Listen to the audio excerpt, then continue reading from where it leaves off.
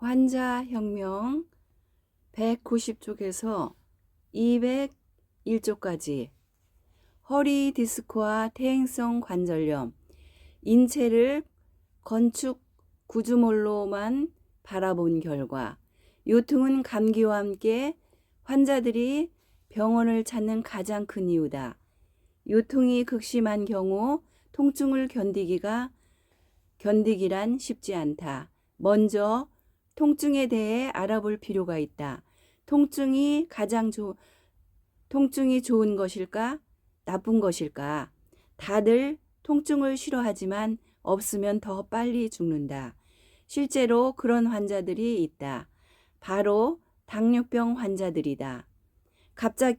감각이 없어서 통증을 못 느끼다 보니 발 관리를 잘못해서 당뇨 족부 궤양이 생기기도 하고 운이 없으면 절단하는 경우도 있다. 통증은 경고다. 뜨거우니 뛰어나가라. 그만 꺾어라.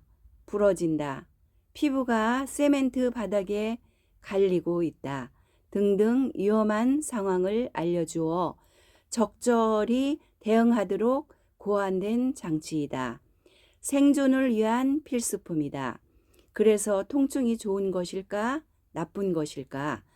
필요한 건 알겠는데 사실 좋은 건 아니다. 나쁜 게 맞다. 지독한 통증을 겪어본 사람에게 물어보면 숨도 쉬지 않고 대답한다. 통증은 나쁜 거라고. 콜레스테롤과 같다. 우리 몸은 필요에 의해 콜레스테롤 생산을 늘리고 그렇게 해서 늘어난 콜레스테롤은 건강 유지에 필수적인 고마운 존재이지만 콜레스테롤이 높은 건 바람직한 상황이 아니다. 손상된 세포가 많거나 스트레스가 높다는 방증이기 때문에 좋은 일은 아니다. 통증 역시 몸을 살리기 위해 고안된 장치이지만 원인 모를 근육통이나 신경통, 관절통으로 고생한다면 뭔가 잘못하고 있음을 의미한다. 통증을 치료할 때 가장 큰 오해가 우리 몸의 건물 구조물로 보는 것이다. 보통 늙어서 아프다고 생각하거나 다쳐서 아프다고 생각한다. 오십견으로 어깨가 아프거나 무릎 혹은 허리가 아프다는 분들을 보면 운동선수도 아니고 농사 짓는 것도 아니고 이삿짐 옮긴 것도 아니다. 학창시절에 발목을 접질렀어도 일주일이면 나았고 극기 훈련 가서 다리가 배어도 며칠이면 말끔히 나았는데 나이 들어 생긴 통증들은 쉽게 사라지지 않는다. 왜 그럴까? 염증을 일으키는 원인을 제거하지 않은 채 파스 바르고 침 맞고 마사지에 물리치료 해봤자 소용없기 때문이다. 단지 그뿐이다. 발톱에 무좀 있다고 약을 계속 발라봤자 무좀이 낫던가? 설탕, 당분 섭취부터 차단하고 발톱부터 뽑아낸 뒤 치료를 시작해야 한다. 요통이나 관절염도 마찬가지이다. 내부의 문제를 겉에서만 해결하려고 접근하다 보면 실패할 수밖에 없다. 군대 가서 배 아프다 했더니 배에 빨간 약 발라주더라는 우스갯소리가 있다. 웃을 일이 아니다. 지금 대부분의 통증 치료가 이와 별 다르지 않다. 밖에서 치료하지 말고 안에서부터 치료해야 한다. 헐리우드 여배우들의 피부 트러블이 생기면 피부과에 가서 레이저 맞고 연고 바르는 게 아니라 디톡스부터 시작한다. 디스크 환자들이 내원하면 레이저로 치료하고 디스크 감압 치료를 하고 물리치료를 한다. 목적은 하나다. 모두 다 염증을 빠르게 낮추기 위한 일환이다. 그런데 치료를 마친 환자가 집에 들어가서 염증을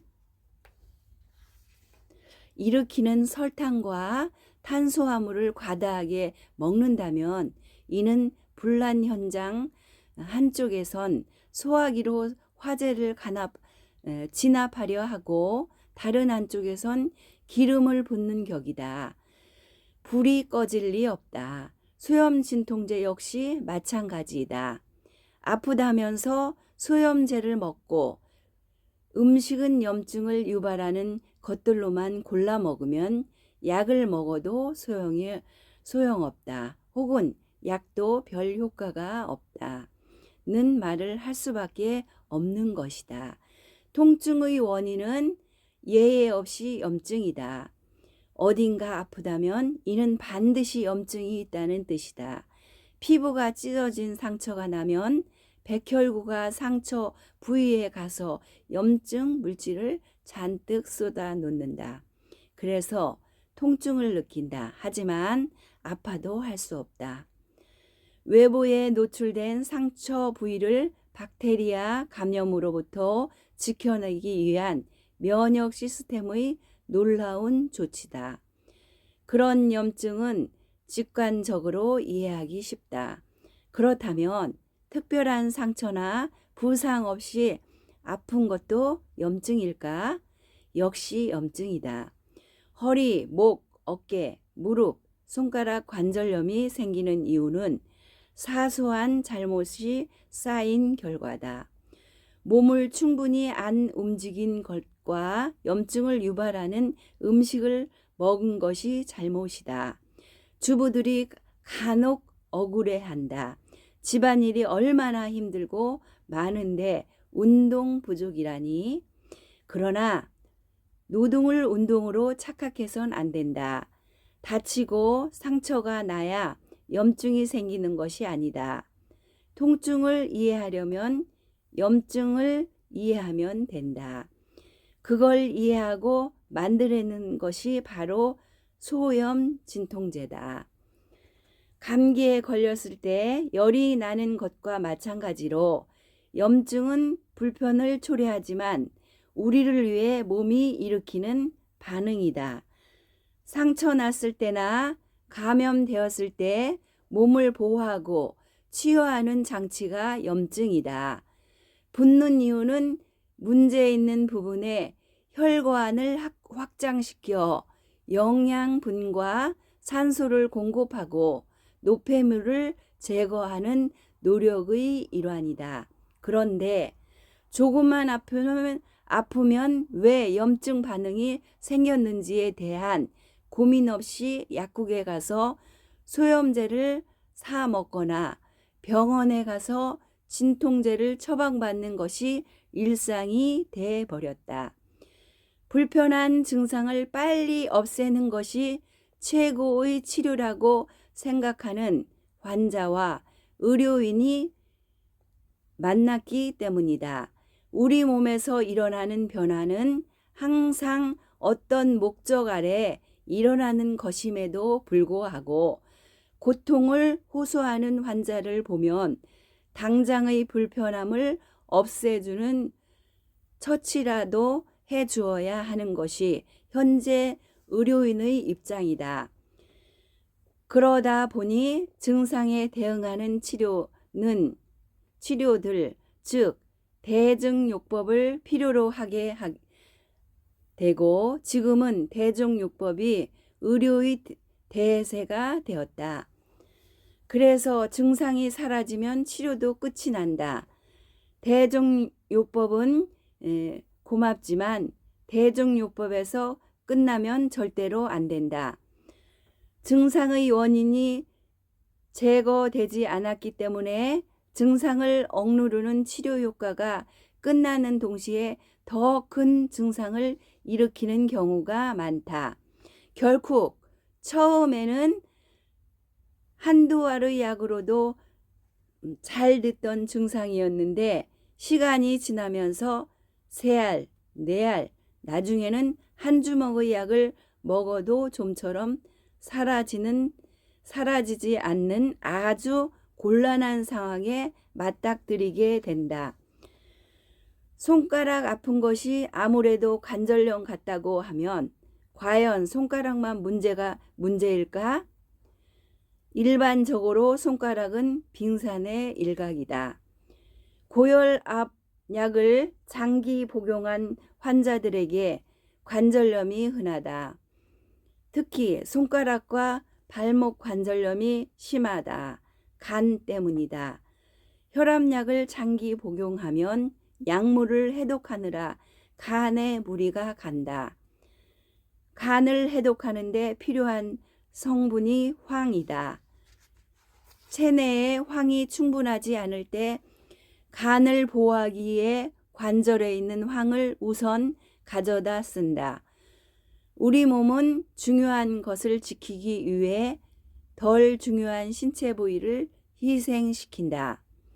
생존을 위해 중요한 부위는 대부분 장기다.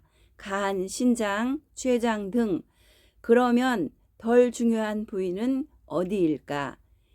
뼈, 근육, 머리카락, 피부, 손톱, 관절, 호르몬 등이다. 우리 몸은 장기 손상이 오기 전에 덜 중요한 부위들을 기꺼이 희생시킬 준비가 되어 있다. 손가락은 생존에 절대적으로 필요하지 않다. 아무래도 간보다는 덜 중요하다. 식이유양이 관절염 환자에게 도움이 되는 이유다. 그러나 혈압약을 끊을 수는 없기 때문에 진통제가 추가로 처방된다. 하지만 진통제도 조심해야 한다. 문제를 가장 많이 일으키는 약물 중 하나이기 때문이다. 주로 급작스러운 심장마비다. 심장마비 예방을 위해 혈압약을 먹기 시작했는데 혈압약 때문에 진통제를 처방받아 먹다가 결국은 예방하고자 했던 심장마비로 사망하는 것이다. 퇴행성 관절염. 관절염 하면 보통 퇴행성 관절염을 말한다. 가장 많이 받는 진단이다. 병원에서 듣는 설명은 연골이 닳아 뼈끼리 부딪혀서 무릎이 아프다고 한다. 복잡하게 설명할 수 없으니까 간단히 대충 설명한다고 한 것인데 실은 다 틀린 말이다. 왜냐하면 연골에는 혈관과 신경이 없기 때문에 통증을 느낄 수 없다. 그래서 글루코사민이나 연골 주사도 사실은 큰 의미가 없다. 혈관이 없으므로 재생이 불가능하기 때문이다. 닳아 없어진 연골이 재생된다는 것은 다 거짓말이다. 엑스레이 사진만 보고 관절이 다 닳아서 아프다고 설명하는 것 역시 완전히 틀린 설명이다. 연골이 다 닳아 없어지는 경우는 없다. 어깨나 무릎의 관절은 100년을 살아도 다 못 쓰고 죽는다. 다만 연골이 수분을 잃고 마르면서 쪼그라든다. 얼굴에 주름지는 정도가 다르듯 사람마다 개인차가 있지만 연골이 줄어드는 것뿐이다. 만에 하나 연골이 하나도 남김없이 싹 없어져 뼈끼리 닿는다 하더라도 통증을 느낄 수 없다. 연골 바로 아랫뼈 조직에는 신경이 없기 때문이다. 이가 썩었을 때 아픈 것은 안에 신경이 있기 때문이다. 뼈가 부러지면 아픈 이유는 뼈 때문이 아니라 뼈를 덮고 있는 골막이 찢어져서 골막에 신경이 있기 때문이다. 정확한 진단을 위해 엑스레이가 꼭 필요한 것도 아니다. 병원 가면 눌러보고 만져보고 돌려보고 검사를 통해 인대의 문제인지 건초염인지 관절염인지 근육 문제인지 구분이 가능하다. 오히려 지나치게 엑스레이에 의존해서 촉진을 소홀히 하면 오진 확률이 높아진다. 사건을 수사하듯 모든 증거 자료를 펼쳐놓고 퍼즐을 풀어야 한다. 무릎 퇴행성 관절염 환자들 중에는 무릎 연골이 정상인 경우가 더 많다. 훨씬 많다. 무릎이 아픈 이유는 염증 반응 때문이다. 엑스레이에 안 나타나기 때문에 모를 뿐이다. 소염 진통제를 먹으면 통증이 감소되는 이유가 바로 통증의 원인이 염증이라는 뜻이다. 연골에 어떤 조치를 취한 게 아니라 염증을 낮추는 치료를 했을 뿐인데 염증이 완화된다. 그런데 여기서 문제가 생긴다. 안 아프면 나았다고 생각한다. 염증 반응만 제거한 것뿐인데 원인이 된 근육, 인대, 관절, 조직이 회복된지 아니므로 재발하는 경우가 많다. 재발이 반복될수록 강도는 점점 심해져서 호전이 불가능한 시기에 이르기도 한다. 무릎 인공관절 교체 수술을 한 사람 중에도 얼마 지나지 않아 다시 아픈 경우가 많다. 염증 반응이 심했던 부분은 수술로 제거되었지만 남아있던 염증 반응이 수술 후 다시 작용하기 때문이다. 특히 식습관이나 생활 습관이 수술 전으로 달라진 것이 없다면, 즉 계속해서 염증을 일으키는 음식을 먹고 생활한다면 통증은 더 빨리 돌아온다. 오십견. 우리에게 익숙한 오십견은 사실상 진단명이 아니다. 그냥 50대에 흔하고 어깨를 움직이지 못하는 증상이 보이는 경우를 통칭해서 부르는 말이다. 못 움직이니까 미국에서 동결견이라고 부른다. 어깨를 감싸고 있는 관절 주머니, 즉 관절량의 용적이 줄어들어 생기는 것은 관절낭염이라고 부른다. 건초염을 오십견으로 잘못 진단하는 경우가 많은데 이두박근이 들어가는 부분에 염증이 생기는 것이 건초염이다. 오십견보다 건초염이 훨씬 더 흔하다. 원래 관절염낭은 통증하고는 관계가 없다. 그렇다면 건초염일 가능성이 더 크다. 이런 경우 MRI나 엑스레이는 필요하지 않다. 이학 검사와 압동점을 확인하는 것만으로도 진단이 가능하다.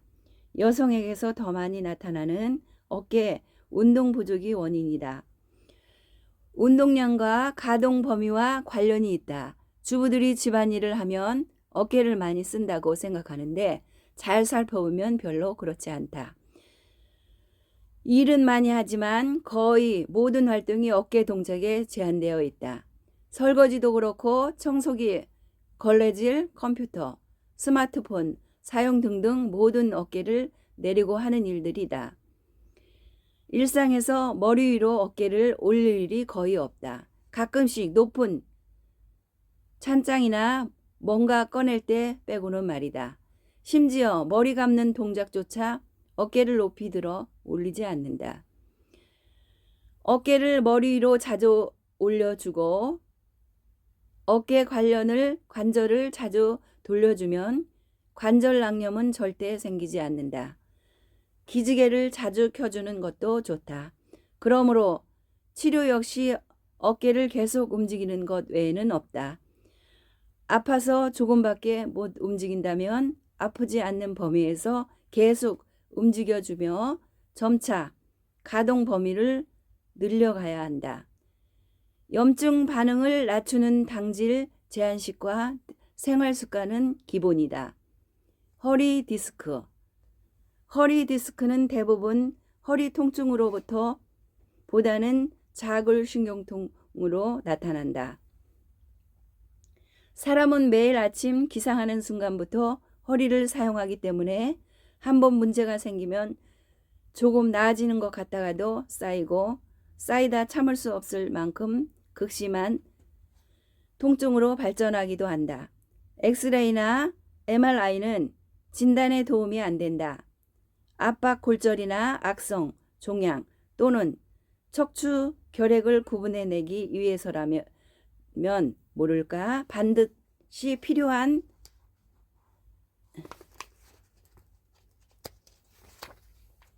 검사는 아니다. 척추암은 매우 드물다. 일반 개원의 평생 한 번도 구경하기가 어렵다. 나 역시 진료하면서 척추 결핵을 딱 한 번 봤을 뿐이다. 그리고 굳이 MRI가 아니어도 가족력이나 과거 병력을 통해 미리 진단할 수 있기 때문에 의심 가는 경우에만 검사해도 된다. 하지만 허리 디스크 환자들은 기념사진 찍는다고 할 정도로 흔하게 MRI 촬영을 한다. 문제는 MRI와 같은 검사들이 오히려 올바른 진단을 하는데 방해된다는 사실이다. 심하게 말하면 환자한테 수술을 팔아먹기에 좋은 도구로 전락하는 경우가 많다. 내 말이 심한 게 아니라 현실이 심한 거다. 보통 40세 넘어 척추 MRI를 찍어보면 대부분의 경우 문제가 보인다. 거의 예의 없이 4번과 5번 사이 디스크에 문제가 있다. 거울을 들여다보면 주름도 늘고 흰머리도 나고 노화가 눈에 띄듯이 척추도 노화가 진행되는데 그것이 MRI에 나타나는 것뿐이다. 디스크가 제자리에 있지 않고 빠져나왔다든가 수액이 마르고 척추 간격이 줄어들 것이 관찰된다. 그러면 그걸 다 문제라고 지적하면은 수술하자고 한다. 디스크가 튀어나와 자골신경을 압박하는 바람에 자골신경통에 생겼다고 설명하면서 디스크 절제 수술이 필요하다고 하다는 식이다.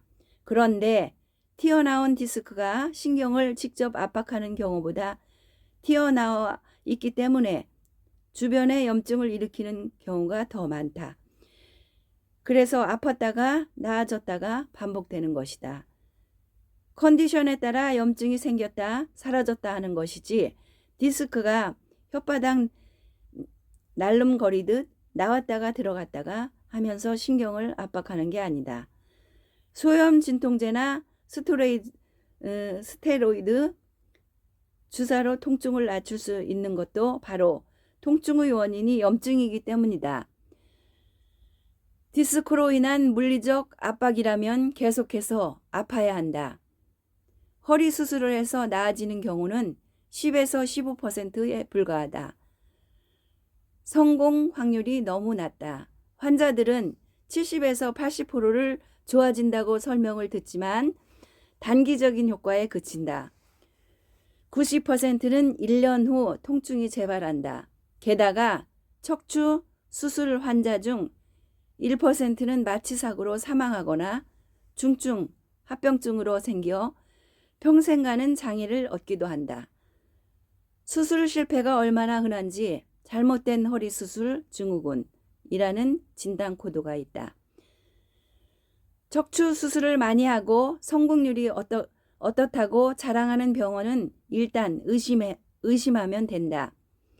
허리 디스크의 팔알은 감기처럼 자연적으로 낫는다. 수술 안 해도 좋아질 환자에게 돈벌이를 위해 수술을 권하는 것이다. 서울 아산병원 정형외과 이춘성 교수의 말이다. 수술을 권하는 의사들에 대해 처음에는 양심을 속이고 한다. 그렇게 3번쯤 반복하면 자신도 그 시술에 정말 옳다고 믿는다. 이런 시술을 보험 적용이 되는 순간부터 횟수가 뚝 떨어진다고 지적한다. 그럼 척추 수술이 다 쓰잘머리 없는 사기냐 하면 물론 그렇지는 않다. 수술이 필요한 경우도 있다. 신경이 눌려서 상태가 지속되어 운동신경까지 손상되는 징후가 보이면 그땐 응급수술을 해야 한다. 그럼 어떤 증상이 운동신경 장애를 일으켜 급하게 수술을 요하는가? 하반신 운동마비 혹은 근력저하, 걷다가 넘어지거나 발못 드는 등, 대소변을 못 가리는 경우, 사타구니에 감각이 없는 경우. 이때는 바로 응급수술을 해야 한다. 그러나 이런 경우는 흔치 않다. 반면 예약 스케줄이 꽉 차 있다며 수술 날짜를 한 달 후에 잡아주는 경우는 수술이 반드시 필요치 않는 수도 있다는 뜻이다. 미국 메이오 클리닉에서 이 문제를 지적했다. 현재 시행되고 있는 척추 수술 중 5% 정도만 정당한 수술이라는 것이다.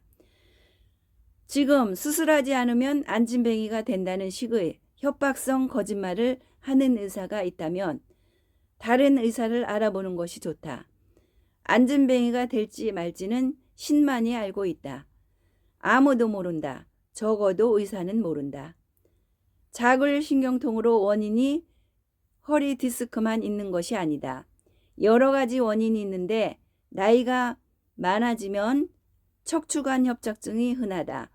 젊은 경우엔 이상근 증후군도 흔하다. 요통의 90%는 긴장성 근육 경련이 원인이다.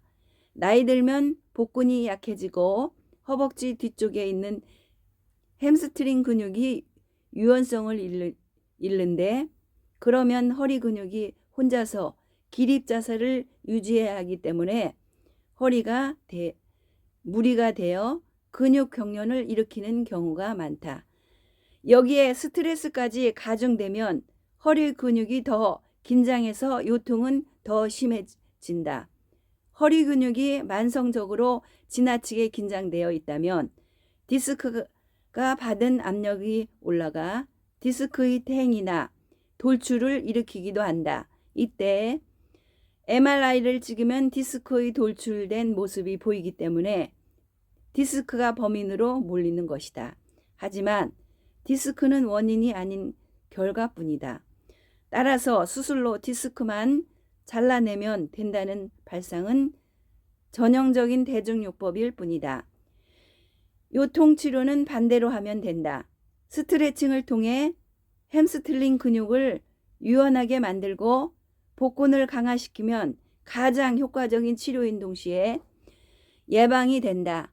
강한 복근과 유연한 햄스트링을 갖추면 평생 요통으로 고생할 일이 없다. 대부분의 현대인들이 복근은 약하고 햄스트링은 긴장되어 있다. 그리고 염증을 낮추는 음식을 먹어야 한다. 안에서 불이 났는데 밖에서 끌 수 없다. 요통도 먹을 것부터 점검해야 한다. 염증을 유발하는 과도한 탄수화물과 당분 섭취를 근절해야 한다. 또한 수면 부족이나 스트레스도 근육 긴장과 염증 반응을 일으키기 때문에 반드시 제대로 관리해야 한다. 염증을 낮추는 식이요양 오메가3, 커큐민과 근육을 외환시키는 길초군, 시계초, 마그네슘도 도움이 된다.